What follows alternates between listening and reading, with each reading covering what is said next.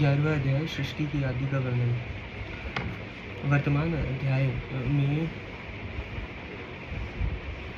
वर्णित सृष्टि आदि ब्रह्म कर्म वैचित्र है, शंभु स्वरूप अनादि।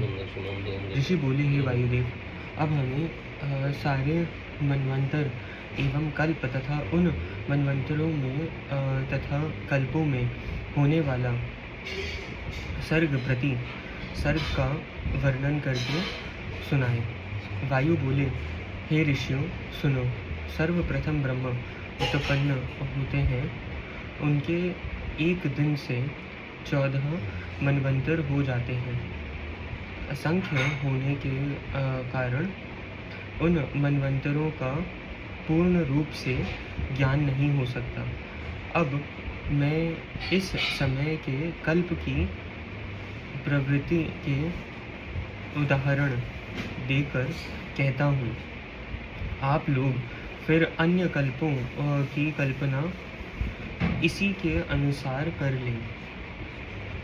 अब इस समय 12 कल्प हैं, इनमें भी 14 मनवंतर हैं। उनमें से 7 का स्वयंभूव तथा अन्य 7 का सार्वनिक नाम है। इन 14 में से 7वां वैवस्तु मनु प्रवृत्ति है। सारे मनवंतरों में एक जैसी रचना स्थिति संहार होता है। जब प्रथम कल्प समाप्त होने लगा, तब एक ऐसी प्रलय कारक पवन चल पड़ी, जिससे वनों को, वृक्षों और पर्वतों को जड़ से उखाड़ कर फेंक दिया। तब तीनों देवताओं के मध्य नीच चिंगारी की भांति अग्नि देवता प्रकट हो गए। उन्होंने जगत भर को जला दिया।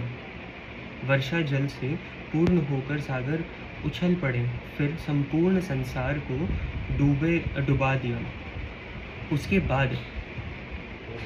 उसके बाद पितामह ब्रह्मा ने देखा कि यह संपूर्ण ब्रह्मांड नष्ट हो गया है।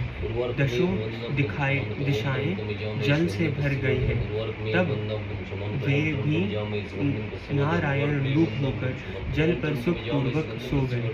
जल का नाम नार जल से उत्पन्न भी जल का कहा जाता है। जल ही जिनका स्थिर स्थान हो, वह नारायण शब्द वाचन है। जब सृष्टि का आदि काल होता है, तो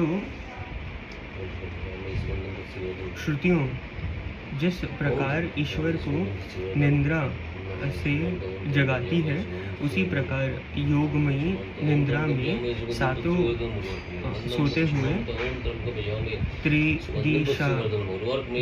त्रिदिशाधिपति ब्रह्मा रूप शिव को भी प्रातः होने पर देवता तथा जगलोक निवास सिद्धि में हाथ जोड़कर अनेकों स्तुतियां से जगा दिया।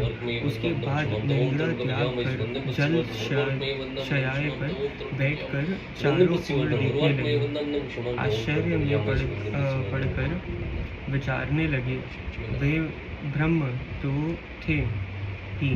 तब अपने जगन त्रिलोचन शिवजी का स्मरण किया। उससे उनको ज्ञात हो गया कि पृथ्वी जल में डूब गई है। इसको निकालने के लिए वाराह रूप को स्मरण किया। स्वयं